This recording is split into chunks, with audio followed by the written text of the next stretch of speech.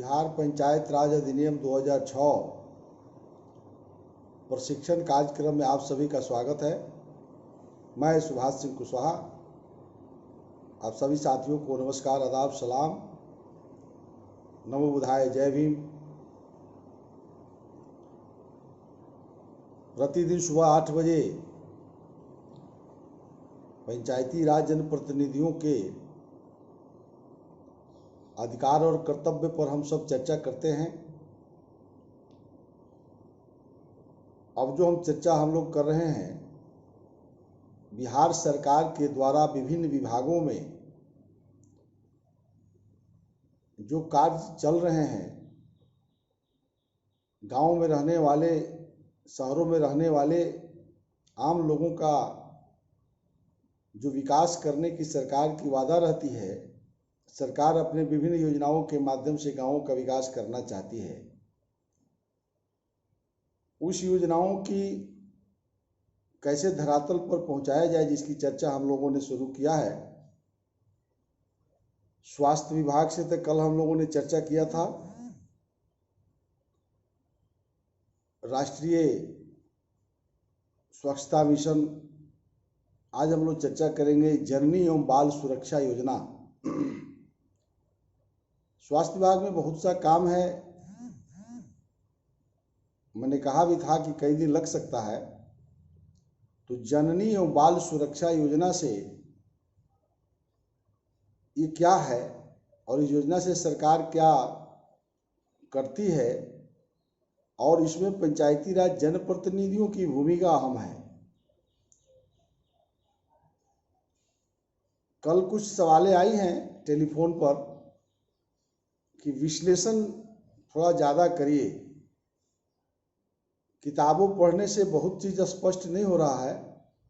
एक आध पंचायत की जनप्रतिनिधि तो यहाँ तक कहा कि हम लोगों को कहाँ कुछ कह रहा है। तो फिर आज थोड़ा सा विश्लेषण करेंगे। ग्राम पंचायत में कई बार चर्चा किया आप सभी साथियों के लिए कि ग्राम पंचायत का मतलब होता है कि वार्ड सदस्य और मुखिया की बैठक। परेशानी इसलिए हो रही है सब लोगों को कि यह बैठक होती है, लेकिन डिपार्टमेंट को उस बैठक में मुखिया लोग को पता नहीं है, या है मैं नहीं जानता हूँ, लेकिन कानून कह रहा है कि मुखिया की जब भी ग्राम पंचायत की बैठक होगी, उसमें 29 डिपार्टमेंट बिहार सरकार ने कह रहा है कि उसके पदाधिकारियों को बुलाइए। तो जैसा कि अब स्वास्थ्य विभाग की चर्चा कर रहे हैं, तो उसमें एएनएम निश्चित रूप से मुखिया की कार्यकारिणी की बैठक की सदस्य हैं। अब अभी तक ये लोग बुलाया ही नहीं है, इसलिए वार्ड सदस्य और बहुत से मुखिया को मतभिन्नता हो जा रहा है हमारी बात सुनकर, या आप जो भी सुन रहे हैं उनको भी लगता है कि भाई ये सुभाष कुशवाहा कह रहे हैं कि ग्राम पंचायत कार्यकारिणी की बैठक में एएनएम को आना है, हर 2 महीना पर बैठक होना है। और कल जो हम चर्चा कर रहे थे, जो इसमें एक कमेटी भी है राष्ट्रीय स्वास्थ्य मिशन में, तो वार्ड सदस्य को पता ही नहीं है कि 5 आदमी की एक कमेटी बनती है, उसमें एक अध्यक्ष होते हैं, उसका खाता खुलता है, उसमें एक्स्ट्रा पैसा भी आता है। स्वास्थ्य विभाग की संपूर्ण जवाबदेही ग्राम पंचायत, पंचायत समिति, जिला परिषद को है।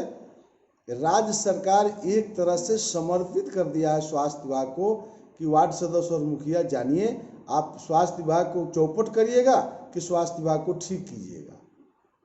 यही विश्लेषण है। तो अब जो हम कल बताए, राष्ट्रीय स्वास्थ्य मिशन के संबंध में कमेटी बनाना है, गाँव में आशा कार्यकर्ता, आंगनबाड़ी की सेविकाओं के साथ मिलकर के जो व्यवस्था बनाना है, जो पढ़ दिया हमने, वो सब आपको करना है। आज भी जो हम कह रहे हैं, जननी एवं बाल सुरक्षा योजना क्या है, तो ये योजना केंद्र सरकार क्यों चलाई? जब इसको आप पढ़ेंगे तो इसका है कि माता और जो शिशु होते हैं, जच्चा और बच्चा जिसको हम लोग गांव में कहते हैं, तो माँ जब गर्भवती होती है और बच्चे का जन्म देती है, तो दोनों के मृत्यु दर को घटाना, इसमें सरकार सुविधा दे रही है कि जच्चा और बच्चा, माँ और शिशु भी सुरक्षित रहे, इसकी मृत्यु दर को घटाने की व्यवस्था है। इसी योजना का नाम है जननी एवं बाल सुरक्षा योजना। अब इसमें कहाँ लिखा हुआ है जो वार्ड सदस्य और मुखिया है? यानी जो सुरक्षा सरकार दे रही है, जो सुविधाएं सरकार देगी, जो हम अब बताएंगे, वह सुविधा उस माँ तक, उस बच्चे तक, उस शिशु तक पहुंचा कि नहीं पहुंचा, यही वार्ड सदस्य और मुखिया की जवाबदेही है। यही विश्लेषण है। अब हम किताब पढ़ रहे हैं तो हर जगह थोड़े लिखा रहेगा कि वार्ड सदस्य और मुखिया को करना है, वार्ड सदस्य और मुखिया को करना है। इसमें ये हो गया ग्राम पंचायत। यह 2006 से यह योजना लागू है बिहार के अंदर। योजना से क्या क्या लाभ मिलता है जरा देखिए। अब इसमें जो प्रसव, संस्थागत प्रसव कराने की जो प्रक्रिया है, तो आशा कार्यकर्ता उसको गांवों में घूमती रहती है। जिस दिन से वह गर्भवती होने का उसकी जांच हो जाएगी, मेंस रुकने के बाद, तो आशा का कार्यक्रम यहाँ चालू हो जाता है और एएनएम को सूचना देगी। एएनएम को जानकारी हो जाएगा तो आशा को सूचित हो जाएगा। उसकी जो टीका है वो देना प्रारंभ करना है। और जब बच्चे का जन्म लेने का समय हो जाता है तो वह आशा स्वास्थ्य केंद्र तक पहुंचाती है। तो उस माँ को भी सरकार 1400 रुपया उस समय व्यवस्था किया। बाद के दिनों में माननीय मुख्यमंत्री नीतीश कुमार ने पहला बच्चा के जन्म के साथ ही 5000 रुपया उसमें दिया जाता है। जेनरिक दवा वगैरह ये सब पोषण के लिए 1400 रुपया तो फिक्स है। और जो आशा कार्यकर्ता हैं उनको भी 400 और 200 गाड़ी के लिए 600 रुपया दिया जाता है। यानी एक गर्भवती महिला को स्वास्थ्य केंद्र तक पहुंचाने में 1400 रुपया मिल गया उस गर्भवती महिला को, 600 मिल गया आशा को। शहर का मैटर में 1000 रुपया गर्भवती महिला को मिलता है और 400 रुपया जो है आशा को मिलता है। तो अब यह एक सुविधा सरकार दे रही है। और फिर टीकाकरण चलना है जो बताएंगे। तो यहां विश्लेषण कर लीजिए, बार बार विश्लेषण नहीं करेंगे, समय लगेगा। तो यह काम हो रहा है कि नहीं हो रहा है? आशा कार्यकर्ता गांव में घूमती है, एएनएम घर घर जाती है, गर्भवती महिला का हालचाल पूछती है, उसको टीकाकरण की व्यवस्था हो रही है, उसकी मार्गदर्शन ये लोग कर रहे हैं कि नहीं कर रहे हैं, यही तो वार्ड सदस्य को देखना। चूंकि नरेंद्र मोदी जी देश में प्रधानमंत्री, नीतीश कुमार जी बिहार के मुख्यमंत्री, अब नरेंद्र मोदी तो गांव में नहीं आएंगे। तो इसलिए संविधान और कानून बनता है, तो कानून में प्रावधान कर दिया गया कि यह ग्राम पंचायत को देखना है कि वार्ड सदस्य सुनिश्चित करें कि वह आशा कार्यकर्ता, वह एएनएम गांवों में ऐसा काम कर रही है कि नहीं। 600 रुपया क्यों दिया जाता है? उस गर्भवती महिला को पैसा तो अलग छोड़ दीजिए, उसको कई टीका है, फिर आंगनबाड़ी केंद्र से उसको जोड़ना है। आंगनबाड़ी केंद्र में जैसे ही वह गर्भवती हो गई महिला, उसको वहां से पोषाहार मिलना है। आंगनबाड़ी केंद्र से, हर आंगनबाड़ी केंद्र पर 40 गर्भवती महिला को मंथली पोषाहार जाता है। ये तो जानना पड़ेगा। तो वह वार्ड सदस्य को सुनिश्चित करना है कि वो व्यवस्था लागू है कि नहीं लागू है। अगर वो नहीं करते हैं तो जानकारी का अभाव है, या जानबूझ के नहीं करते हैं, या बेईमानी करते हैं। तो इसलिए यह प्रशिक्षण चलाया जाता है कि आप कानून जान जाएं। जो बीत गया सो बीत गया, आने वाले दिन में आज से शुरू करिए। आशा आंगनबाड़ी सेविका जननी बाल सुरक्षा योजना में कह रहा है कि टीका भी दिलवाना है उसको समय समय पर, उसका भी पैसा आशा को मिलता है। वो कह रहा है कि एक मुश्त उनको, जैसे बीसीजी का टीका दिलवाना है उसके लिए भी आशा को पैसा मिलता है। तो वह टीकाकरण में कई टीकाकरण है जो उनको दिलवाना है, जैसे टीटी का है, आईएफए का है, जच्चा बच्चा के कार्ड को अंकित करना है, उस पर दस्तखत मोहर कराना है, वो कार्ड बनवाना है आशा और एएनएम को। उसी कार्ड के आधार पर उसकी टीका चलेगी, उसी कार्ड के आधार पर उसकी भुगतान होगी। वो कई जगह आगे जब देखेंगे तो उसकी जरूरत पड़ेगी। प्रसव से पहले उसकी जांच होनी चाहिए, सरकारी अस्पताल में ले जाके मेडिकल सलाह लेकर के करना है। अगर संजोग से मेडिकल डिपार्टमेंट के पास टीका नहीं है तो यह कानून में कह रहा है कि एएनएम बगल के दुकान से यानी किसी व्यवसायी के दुकान से आप दवा खरीद सकते हैं, उसका भी भुगतान आशा को लेने का अधिकार है, उसकी भी पैसा रोगी कल्याण समिति के पास रहती है, वह पैसा भी मिल जाएगा। यानी घर से आशा को नहीं देना। स्वास्थ्य केंद्र में नहीं है तो आप जो है बहुत सा दुकान दवा कराता है हर चौक चौराहा पर, वहां से खरीद लीजिए और कह रहा है कि आशा को उसका भुगतान हो जाएगा। तो कार्ड बनवाना, टीटी का टीका दिलवाना, फिर जो है बीसीजी का टीका दिलवाना, फिर उस शिशु को जो है जन्म हो जाए तो माँ और बच्चे शिशु दोनों को आंगनबाड़ी केंद्र से पोषाहार की व्यवस्था शुरू हो जाएगी। ये व्यवस्था विशेष परिस्थिति में वित्तीय सहायता देखिए क्या कहता है। मृत्यु दर में भी क्या कह रहा है कि यदि गर्भवती माता प्रसव के उपरांत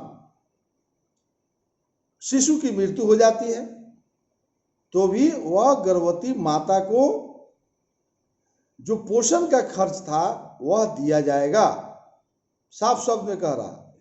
अगर मृत्यु शिशु जन्म लेते ही हो जाता है तो वह सुविधा भी मां को दिया जाएगा। दोनों परिस्थिति में अगर दोनों का मृत्यु हो जाता है तो इस स्थिति में कह रहा है कि आशा वाला पैसा उसको मिलेगा, वह उसको कोई कटौती नहीं होगा।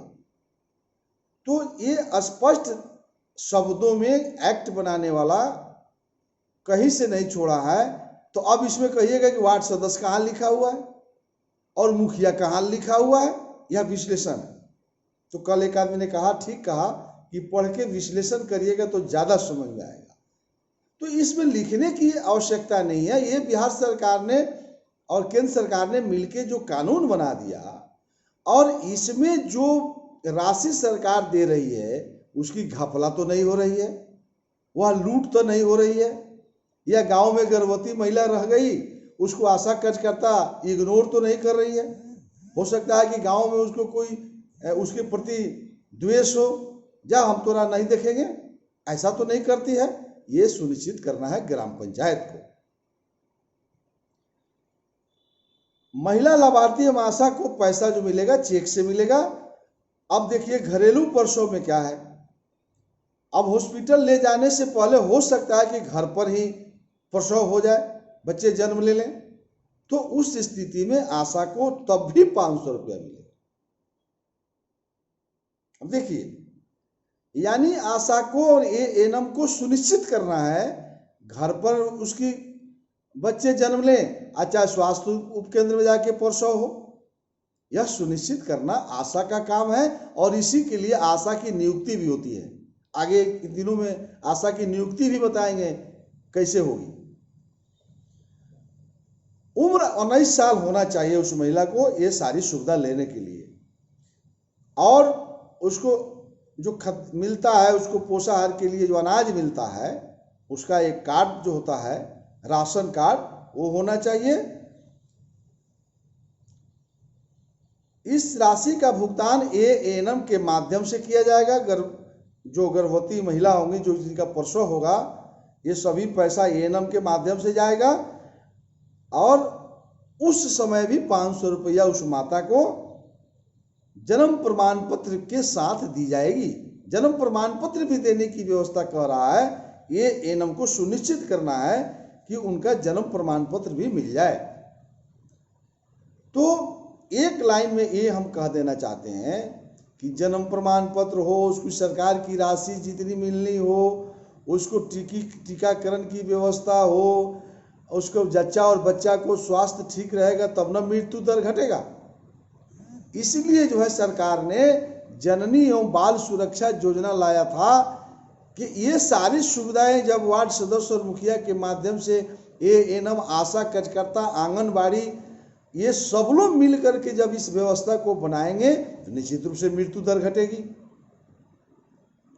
यानी जिस दिन से मेंस रुकता है उस दिन से लेकर के बच्चे के जन्म होने के 6 माह तक उस माँ को सरकारी सुविधा जो है, पोषाहार, टीकाकरण, बीसीजी, क्या क्या क्या ये सब देना। तो इस व्यवस्था को बनाए रखना एक काम है वार्ड सदस्य और मुखिया का। क्लियर? टीकाकरण की व्यवस्था दूसरी विषय, आज मैं कहा था कि 2 विषय पर आज हम चर्चा कर लेंगे। टीकाकरण हर बच्चे का अधिकार, इम्यूनाइजेशन कार्यक्रम, ये बहुत महत्वपूर्ण कार्यक्रम है और यह बिहार में इसमें कहीं ना कहीं कुछ कमी हो रही है। एएनएम, आशा, ममता ये अपने कर्तव्यों का निर्वहन ठीक से नहीं कर रहे हैं। इसलिए नहीं हो रहा है कि हम पंचायती राज के जनप्रतिनिधियों को बिहार सरकार ने यह डिपार्टमेंट दे दिया है और यह डिपार्टमेंट में, स्वास्थ्य विभाग में यदि कोई गड़बड़ी होती है तो इसके लिए बिहार सरकार दोषी नहीं है। बिहार सरकार दोषी तब है जब राशि नहीं भेजती है।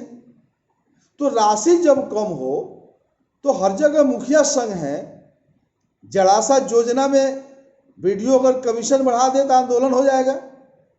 तो यदि स्वास्थ्य विभाग आप ही के जी में बिहार सरकार ने दे दिया है, मुखिया संघ के लोगों को मैं निवेदन करना चाहता हूं, स्वास्थ्य विभाग में कोई हमको किताब पढ़कर बता दे, कानून बता दे, बिहार सरकार इससे एकदम बाहर है। बिहार सरकार को सिर्फ फंड देना है, जितनी फंड की मैं चर्चा रोज कर रहा हूं, दावा है, टीका है, नहीं है, ये जवाबदेही है बिहार सरकार की। लेकिन उपभोक्ता तक पहुंचाने की जवाबदेही पंचायती राज को है। इसमें कोई एमएलए, एमपी, मुख्यमंत्री की भूमिका नहीं है। साफ समझ लीजिए। अगर कोई इस चर्चा करता है कि विधायक बेईमान है, सांसद बेईमान है, तो वह बेईमान तब है जब जो किताब में लिखा हुआ राशि एएनएम तक नहीं आती है। तो यहां प्रस्ताव पास करिए, पंचायत समिति में जाएगा, पंचायत समिति में प्रस्ताव जिला परिषद में जाएगा, हंगामा होगा जिला परिषद में। तो आप रोटेशन तय नहीं करते हैं। तो बिहार में तो मुखिया और वार्ड सदस्य नर्स के साथ और ममता के साथ और आशा कार्यकर्ता के साथ तो कभी बैठक ही नहीं करते हैं। यही विश्लेषण है। आप बैठक नहीं करते हैं और घर बैठे कह दीजिएगा कि सरकार बेईमान है। अगर आप बैठक करते तो गांव में हम लोग भी देखते। इतना बड़ा डिपार्टमेंट और स्वास्थ्य विभाग बिहार में चरमरा गई है। तेजस्वी यादव भी रोज चिल्ला रहे हैं कि नीतीश कुमार फेल हो गए। क्यों नहीं बोलते हैं कि पंचायती राज बिहार में फेल हो गया?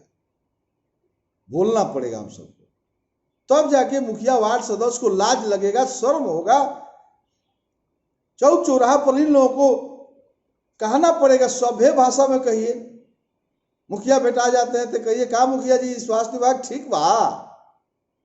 का वार्ड साहब आशा कार्यकर्ता घूमत तारी गांव में? लजाएगा। और नहीं लजाएगा तो किताब पढ़ेगा दौड़ के, काहे लोग कह रहा है।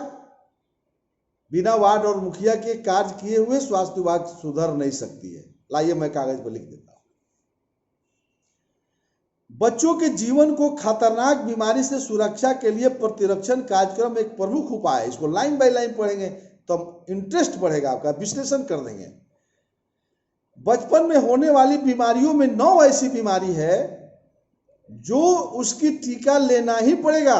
बच्चा के जन्म लेने के साथ समय बंधा हुआ है, जैसा पोलियो, टीबी, काला खांसी, टेटनस, खसरा, hepatitis B, haemophilus influenzae, type B एवं जापानी इंसेफ्लाइटिस। ये 9 बीमारियों के लिए सरकार ने टीका भेजा है, जिसको इम्यूनाइजेशन कार्यक्रम कहते हैं। ये रूटीन वर्क है। आंगनबाड़ी केंद्र पर चलाना है, उपकेंद्र पर चलाना है, स्वास्थ्य उपकेंद्र, प्राथमिक स्वास्थ्य उपकेंद्र पर चलाना है।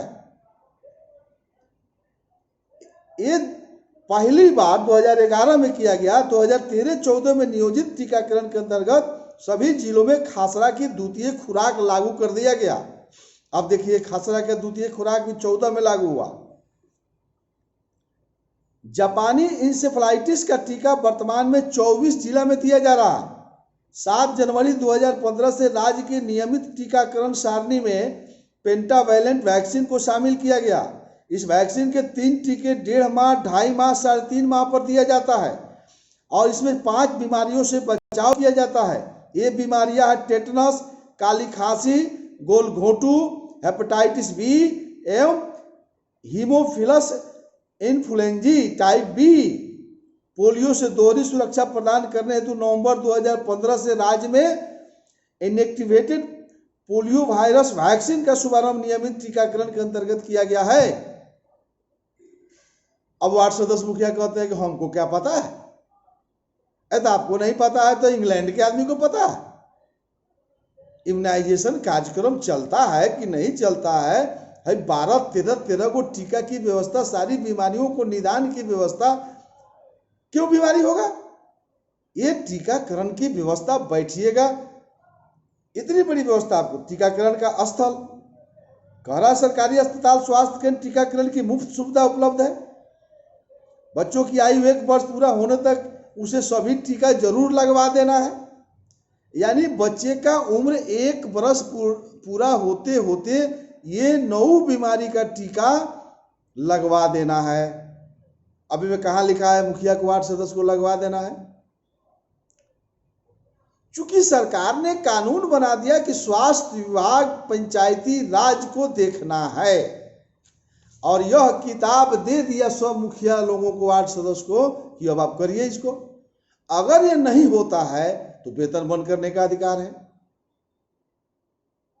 एएनएम का, आशा को तो मुखिया ही बहाल करते हैं 1 मिनट में साफ। तो अगर नहीं होता है तो कार्रवाई हुआ कि नहीं? अगर नहीं कार्रवाई हुआ तो मान लीजिए होता है, तो बिहार के लोग क्यों कहता है कि स्वास्थ्य विभाग फेल हो गया, नीतीश कुमार बेईमान है, क्यों बोलता है? अब कौन बेईमान है?